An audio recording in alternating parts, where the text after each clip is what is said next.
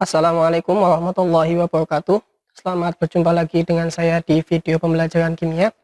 Di video kali ini kita akan membahas materi mengenai tata nama senyawa kimia. Nah, karena materi ini sangat penting dan merupakan salah satu materi dasar ilmu kimia, saya harap kalian semua bisa menyaksikan video ini dengan baik, dengan seksama, sehingga nanti diharapkan setelah selesai pembahasan video ini, kalian bisa mengetahui bagaimana cara memberi nama pada senyawa kimia. Oke, langsung saja kita bahas tata nama senyawa kimia. Perlu diketahui bahwa aturan tata nama senyawa kimia itu ada dua. Yang pertama berdasarkan IUPAC dan yang kedua adalah trivial. IUPAC merupakan kependekan dari International Union and Pure Applied Chemistry, yaitu sebuah badan yang mengurusi tentang kekimiaan begitu ya. Nah, IUPAC memberikan sebuah aturan baku dalam memberikan nama senyawa kimia, yang artinya karena ini adalah nama baku, maka nama ini harus diikuti oleh semua negara. Sedangkan untuk trivial itu adalah nama lazim atau nama komersil, atau nama yang biasa digunakan di tempat-tempat tertentu, atau juga nama dagang seperti itu. Contohnya, di sini ada senyawa magnesium sulfat, ini merupakan nama IUPAC. Nah, di Indonesia nama trivialnya adalah garam Inggris ya, atau di pasaran itu disebut sebagai garam Inggris. Kemudian ada natrium klorida, ini juga merupakan tata nama berdasarkan IUPAC. Nah, kita juga bisa menyebutkan sebagai garam dapur. Kenapa? Karena memang di dalam garam dapur itu mayoritas mengandung natrium klorida seperti itu. Dan yang ketiga ada natrium hidroksida, ini juga merupakan nama IUPAC. Nah, nama trivial dari senyawa natrium hidroksida ini adalah soda api atau soda kaustik. Sebagai contoh, kalau kita misalkan mau membeli natrium hidroksida di pasaran, mungkin saja penjaga toko atau yang menjualnya kurang paham bahwa itu adalah natrium hidroksida. Tapi ketika kita menyebutkan mau membeli soda api atau soda kaustik, sudah pasti nanti penjualnya atau penjaga tokonya itu tahu begitu ya. Jadi memang nama-nama trivial ini tidak dimiliki oleh semua senyawa, hanya beberapa senyawa saja. Nah, untuk yang pertama yang kita bahas adalah bagaimana cara memberi nama pada senyawa ionik. Seperti yang kita ketahui bahwa senyawa ionik itu terdiri dari kation dan anion ya. Kation adalah ion positif dan anion adalah ion negatif. Nah, dari anion ini itu juga ada beberapa jenis. Ada yang monoatomik atau anion yang hanya terdiri dari satu atom, dan juga ada yang diatomik atau poliatomik ya. Kalau diatomik itu berarti 2 atom, kalau poliatomik berarti lebih dari 2 atom ya, ada banyak, bisa 3, bisa 4 dan seterusnya. Nah, sehingga kalau kita mau mengetahui tata nama senyawa ionik, kita harus menghafal nama kation dan nama anion. Dan tidak hanya sekedar menghafal, tapi juga ada beberapa aturan tertentu. Kita bahas dulu bagaimana aturan pada nama-nama dari kation atau ion positif. Nah, untuk kation itu secara umum ada 3 kelompok, yaitu yang pertama ada kation yang berasal dari golongan A, yaitu adalah golongan 1A, 2A, dan 3A. Nah, untuk nama kation tersebut adalah sesuai dengan nama unsurnya tanpa menuliskan piloks ya. Tanpa menuliskan piloksnya. Jadi cukup nama unsurnya saja. Sebagai contoh pada golongan 1A di sini ada ion Li+ ya. Li+. Nah, itu kan berasal dari unsur atau atom Li, maka namanya juga cukup sesuai dengan nama unsurnya, berarti ion litium. Kemudian ada ion Na+ di sini ya. Na+ itu karena dia merupakan ion dari atom Na atau unsur Na, maka namanya adalah ion natrium. Nah, dalam bahasa Inggris natrium ini disebut sebagai sodium. Kemudian ada ion K+ atau ini berasal dari atom kalium, maka nama ionnya adalah ion kalium. Dalam bahasa Inggris disebut sebagai potasium. Pada golongan 2A itu ada ion Be2+, itu namanya adalah ion berilium. Kemudian Mg2+ itu adalah ion magnesium. Kemudian ada Ca2+ adalah ion kalsium, dan lain sebagainya ya. Ada Ba, ada Se dan lain-lain gitu. Untuk golongan 3A contohnya ada yang logam, ini ada Al ya. Ionnya adalah Al3+, ini namanya adalah ion aluminium. Untuk kation yang berasal dari golongan A. Nah, untuk golongan yang kedua atau kelompok yang kedua ada kation dari golongan B atau golongan transisi. Untuk kation dari golongan transisi ini namanya adalah sesuai dengan nama unsur dengan menyatakan bilox. Bilox itu ditulis dalam bentuk angka Romawi. Nah, di sini sehingga kalau misalkan kalian belum mengetahui bagaimana cara menentukan bilox, ya, maka kalian harus pahami dulu. Kenapa? Karena untuk golongan transisi, kation golongan transisi ini harus menyatakan biloxnya. Kalau kita belum bisa menentukan bilox dari atom yang ada, maka kita tidak tahu namanya, begitu kan. Nah, bagi yang masih bingung bagaimana cara menentukan bilox dari suatu atom atau suatu unsur, silakan aja cek di video saya sebelumnya, ada cara penentuan bilangan oksidasi. Nanti kalau misalkan memang butuh juga, insya Allah akan saya tulis linknya di kolom deskripsi, begitu ya. Nah, contohnya ini ada ion Fe2+ dan ion Fe3+. Ion Fe2+, Fe3+. Ini kan berasal dari atom yang sama, yaitu atom Fe, ya. Nah, ini kan berasal dari atom Fe nih. Ada Fe2+, ada Fe3+. Nah, kalau yang Fe2+ namanya ion besi 2. Kenapa? Karena biloxnya +2. Sedangkan Fe3+ namanya adalah ion besi 3. Kenapa? Karena biloxnya +3. Kemudian ada Sn. Sn ini ada Sn2+, ada Sn4+. Sn itu stannum bahasa atau nama IUPAC-nya. Untuk nama trivialnya adalah timah, ya. Di Indonesia kita menggunakan istilah timah. Nah, untuk nama-nama IUPAC, kalau misalnya kalian pengen tahu, bisa dilihat di SPU, ya. Kalau kalian punya SPU, di halaman belakang atau di kotak unsurnya itu biasanya ada nama IUPAC-nya. Silahkan lihat aja, begitu ya. Nah, ini kita biar lebih mudah, sementara kita yang penting tahu untuk nama di Indonesia saja, nggak apa-apa. Nah, untuk Sn, karena di sini yang pertama ada Sn2+, biloxnya +2, ya, ini, maka namanya yang ini adalah ion timah 2. Sedangkan ini karena biloxnya +4, maka ini nama ionnya adalah ion timah 4. Kemudian ada Au, ya, ini Au. Au itu aurum atau emas. Kalau yang biloxnya +1 namanya berarti ion emas 1. Kalau yang biloxnya +3 berarti namanya adalah ion emas 3. Begitu. Namun ini ada Mn, ya. Mn ini ada banyak.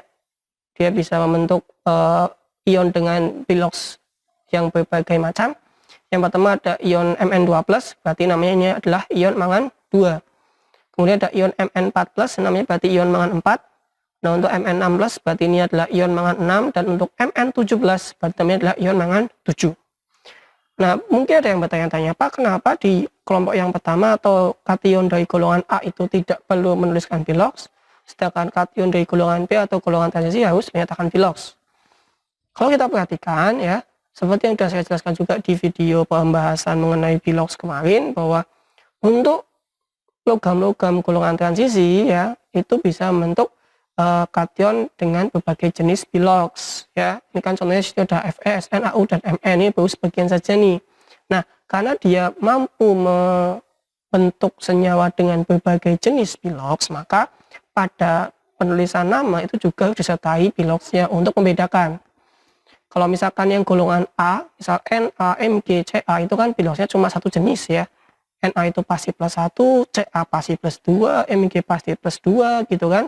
Al pasti +3, sehingga untuk penyebutan nama tidak perlu menyatakan bilox, seperti itu. Itu ya. Nah, kemudian dan untuk kelompok ketiga ada kation yang berasal dari golongan logam. Ini yang paling sering ditemukan, yaitu ada Na4+, namanya adalah ion amonium, ya. Ini asal dari senyawa amonia atau Na3, begitu. Membentuk kation menjadi namanya amonium. Ini adalah aturan atau bagaimana cara memberi nama pada kation. Oke. Selanjutnya kita membahas nama-nama pada anion. Di awal tadi sudah dituliskan bahwa anion itu terdapat beberapa jenis juga. Ada yang monoatomik, diatomik, atau poliatomik. Untuk anion monoatomik, namanya adalah sama dengan nama unsur dengan akhiran ida. Contohnya ada F, ya, ini F-. F ini kan fluor, karena ini membentuk ion F-, maka namanya adalah ion fluorida, tambah akhiran ida. Kemudian ada Cl, nah, membentuk ion Cl-, berarti namanya adalah ion klorida. Kemudian H- ini asal dari unsur hidrogen ya, maka namanya ion hidrida ya. Kalau O2- asal unsurnya adalah oksigen, maka nama ionnya adalah oksida. S2- ini asal unsurnya adalah sulfur atau belerang. Nah, untuk nama anionnya atau ionnya adalah sulfida gitu. Nah, perlu diketahui bahwa S itu kan sulfur atau belerang ya. Kalau misalkan dalam bentuk anion ya, lebih baik menggunakan sulfida ya, jangan belerangida gitu. Itu malah aneh jadinya ya. Jadi kalau misalnya dalam bentuk anion menggunakan istilah sulfida saja. Untuk N3- ini dari nitrogen, berarti nama ionnya adalah nitrida. Mudah ya untuk anion monoatomik ya. Selanjutnya kita membahas untuk anion diatomik atau poliatomik. Nah, untuk memudahkan kita mengetahui bagaimana cara memberi nama pada anion diatomik atau poliatomik, saya kelompokkan ke dalam beberapa jenis. Yang pertama adalah kelompok unsur yang dapat mempunyai dua macam atau dua jenis oksida. Ini untuk unsur yang sering keluar ya, oksida unsur yang sering keluar itu ada 5 di sini saya tuliskan. Ada oksida nitrogen ya, nitrogen, kemudian ada oksida fosfor, ada oksida belerang atau oksida sulfur, kemudian ada oksida plumbum atau oksida timbal, dan yang kelima ada oksida arsen. Ini beberapa yang sangat sering keluar di senyawa di sekitar kita begitu. Nah, bagaimana cara memberi namanya? Perhatikan di sini untuk oksida nitrogen ada dua macam, yaitu NO2- dan NO3-. Di sini yang perlu diperhatikan adalah muatannya pasti sama, yaitu -1 ya. Yang beda adalah jumlah biloks dari atom N-nya.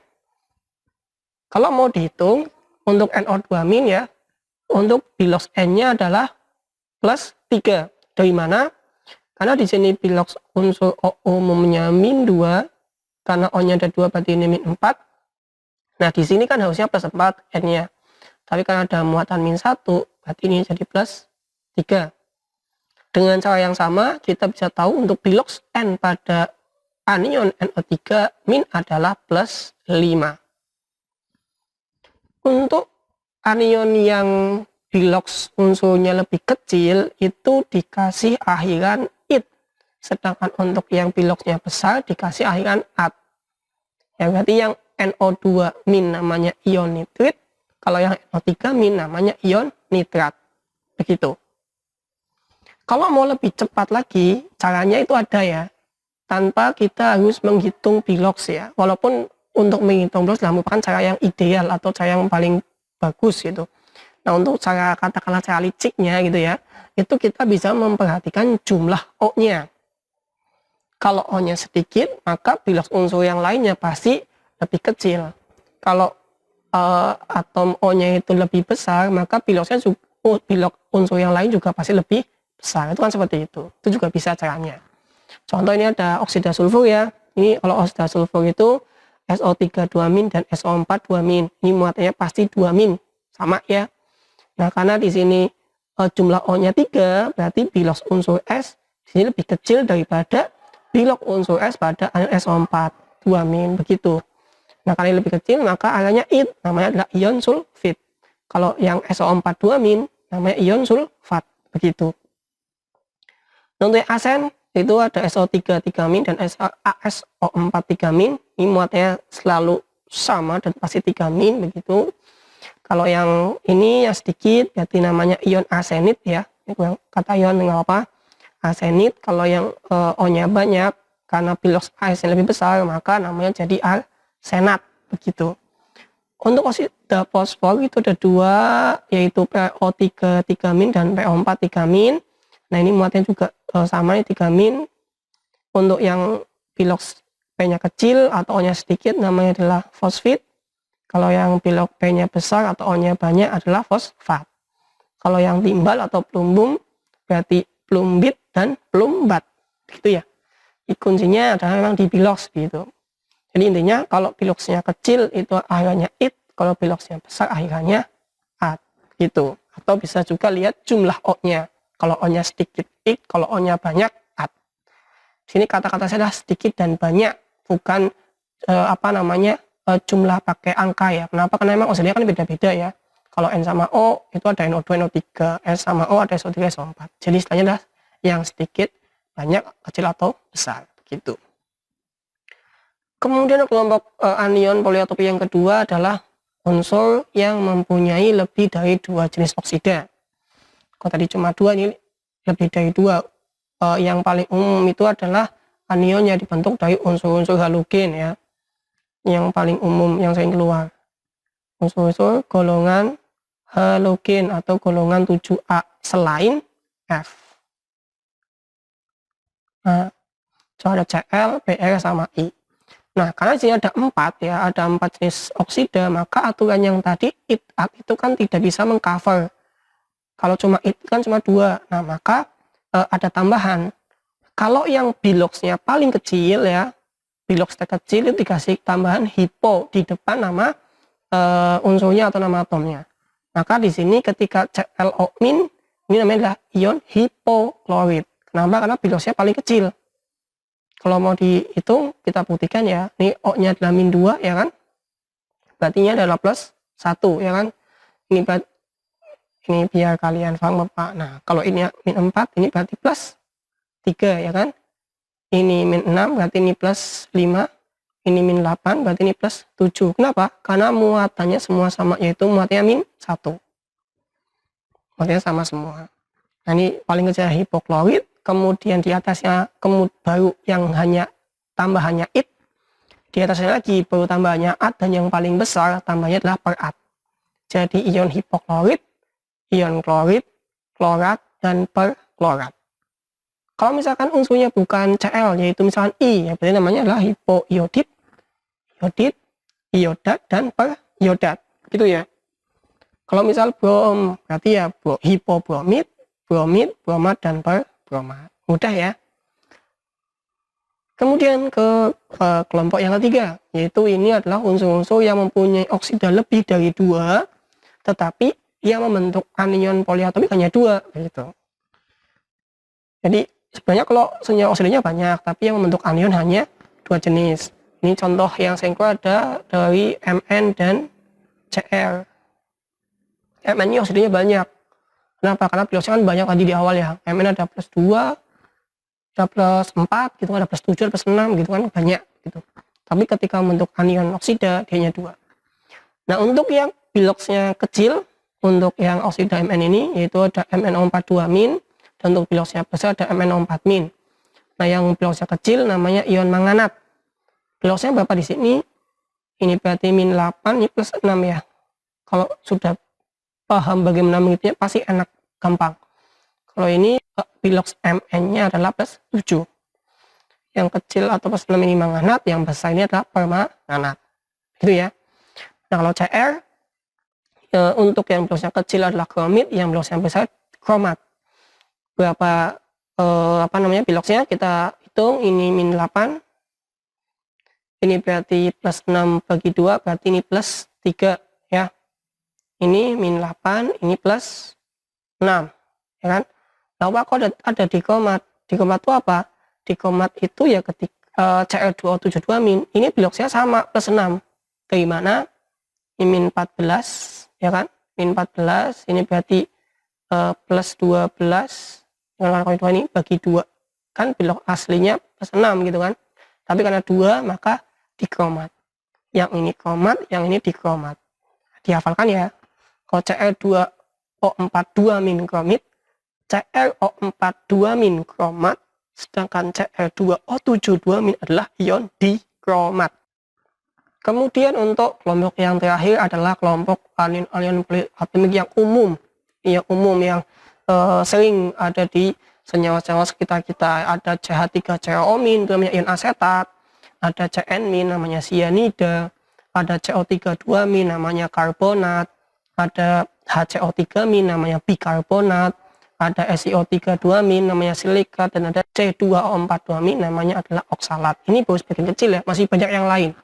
Kalian bisa melihat di LKS kalian masing-masing atau di buku paket yang kalian punyai ya, atau browsing juga boleh. Itu sebagian kecil saja. Nah, kalau kalian sudah menghafal dan atau mengetahui minimal ya, mengetahui cara memberi nama kation dan anion, kan bisa memberikan nama pada senyawa ionik. Karena nama senyawa ionik itu adalah gabungan dari nama kation dan nama anion. Sebagai contoh ini ada 10 senyawa ya. Ini yang pertama NaCH3COO. Nah ini kan kation ya, yang depan kan kation, yang di belakang adalah anion. Itu pasti ya, yang di depan itu pasti kation, yang di belakang pasti anion untuk senyawa ionik. Ini Na golongan 1A, maka namanya cukup sama dengan nama unsurnya. Na berarti natrium. Kemudian anionnya adalah CH3COO. Oh ini ada nih asetat, berarti namanya adalah natrium asetat. Begitu. Yang kedua ada MgCN 2 kali. Nah ini berarti kation, ini anion. Nah kationnya Mg berarti namanya adalah magnesium. Nah, untuk Cn-nya kan sianida, berarti namanya adalah magnesium sianida. Yang masih bingung bagaimana menentukan kation anion ya, kation itu yang dituliskan di depan atau dia yang logam untuk kation. Nah sisanya berarti anion. Artinya apa? Kation sebagian besar adalah monoatomik, yang diatomik hanya amonium tadi NH4+, itu juga bukan logam kan. Nah dan anion itu kan bisa diatomik, bisa monoatomik, bisa poliatomik. Kalau kita tahu mana kationnya, sisanya berarti anion, gitu saja. Contohnya nih, ini kan senyawa CaCO3, ada Ca, C sama O. Nah kationnya mana? Kationnya pasti Ca. Sisanya berarti anion. Sisanya apa? CO3 gitu loh. Nah berarti namanya Ca ini kalsium, CO3 berasal dari CO3 2 mini. Ya ada karbonat. Itu namanya adalah kalsium karbonat gitu. Selanjutnya ada FeCl2 dan FeCl3. Nah ini kan dari senyawa dari kationnya Fe dan anionnya Cl. Ada dua jenis ya, di sini ada FeCl2 dan FeCl3. Nah kita harus tahu dulu biloks Fe berapa yang di sini dan yang di bawah biloksnya berapa, biar tahu mana yang besi 2, mana yang besi 3. Kalau sudah paham bagaimana cara menentukan biloks, sangat mudah. Yang di atas ini biloksnya +2, yang di bawah biloksnya +3. Dari mana? Karena Cl bilok umumnya adalah -1, golongan 7A. Nah berarti karena senyawanya FeCl2, nah 2 ini kan berarti punya si Fe ya. Nah 2 plus berarti besi 2. Nah sedangkan yang FeCl3 karena ini -1 dan ini senyawanya ada FeCl3 ya, ini 3, berarti ini punya si Fe, berarti ini 3+. Berarti yang di atas namanya adalah besi 2 klorida, yang di bawah besi 3 klorida, begitu. Kenapa? Karena besi dari golongan transisi atau golongan B. Nah untuk alkeno 3 berarti namanya adalah perak nitrat atau perak 1 nitrat. Yang betul yang mana? Ag atau perak golongan transisi. Berarti kita harus menuliskan biloksnya. Berarti yang betul adalah perak 1 nitrat. NO3 itu kan nitrat. Kalau NO2 itu nitrit, kan begitu. Ya, PbSO3, Pp itu timbal atau plumbum ya. Ini kation, nah ini anion. Nah, timbalnya berapa, Pak? Kalau misalkan, oh iya, saya kan belum tahu bilok saya ini berapa karena golongan transisi. Nah, kalau kita tahu tadi muatan anionnya, nah SO3. Oksida sulfur baik SO3 maupun SO4 kan muatannya pasti 2 min. Ya kan? Karena di sini senyawanya PbSO3, jumlah Pb-nya 1, jumlah SO3-nya 1, berarti muatan antara Pb dan SO3 itu setara. Saya ulangi, SO3 muatannya pasti 2 min. Ya. SO4 juga 2 min. Karena di sini senyawa PbSO3 jumlah Pb-nya 1 dan jumlah SO3-nya 1, berarti muatan Pb dan muatan SO3 itu sama atau setara. Setara ya. Nah, karena setara, ketika SO3-nya 2 min, berarti Pb-nya pasti 2 plus. Dari sini kita tahu bahwa Pb-nya adalah biloksnya +2, berarti timbal 2. SO3 itu sulfit, berarti namanya adalah timbal 2 sulfit. Begitu ya. Kemudian dan nama senyawa selanjutnya ada K2C2O4. Nah, ini berarti kation, sisanya berarti anion. K itu dari unsur K berarti kalium. Nah, anion itu C24. Kalian cari C24 itu apa gitu. Kalau di PowerPoint ini nggak ada, kalian cari. Tapi kebetulan di PowerPoint ini ada ya. Nih C24 ini di atas. Oksalat. Oh, berarti namanya adalah kalium oksalat. Kenapa tidak perlu menambahkan piloks? Karena kalium dari golongan A, gitu ya, bukan golongan transisi atau golongan B. Nah, untuk yang di bawahnya NaCl4, kationnya mana? Kationnya pasti yang Na. Sisanya ini berarti anion, ya kan? Nah, Na itu natrium, ClO4 tuh cari ClO. Oh, ClO itu tadi ada 4 jenis ya, ada ClO min, ClO2 min, ClO3 min, dan ClO4 min. Nah, ClO4 min berarti paling besar. Oh, berarti ada pernya. Perat. Na-nya natrium, ClO4 berarti perklorat. Namanya berarti natrium perklorat. Begitu. Kalau AlPr3 ini mudah, aluminium bromida. Kenapa? Karena kationnya ini aluminium golongan A, kationnya dari Pr ini adalah anion monoatomik. Kalau anion monoatomik cukup dikasih airan ida. Jadi namanya aluminium bromida. Itu adalah cara memberi nama pada senyawa ionik. Biar lebih hafal, lebih jago, lebih cepat mengetahui nama, kuncinya yang satu yaitu adalah sering latihan soal dan baca nama-nama seunsur pada SPU kalian. Itu ya. Semoga dapat dipahami untuk tata nama senyawa ionik.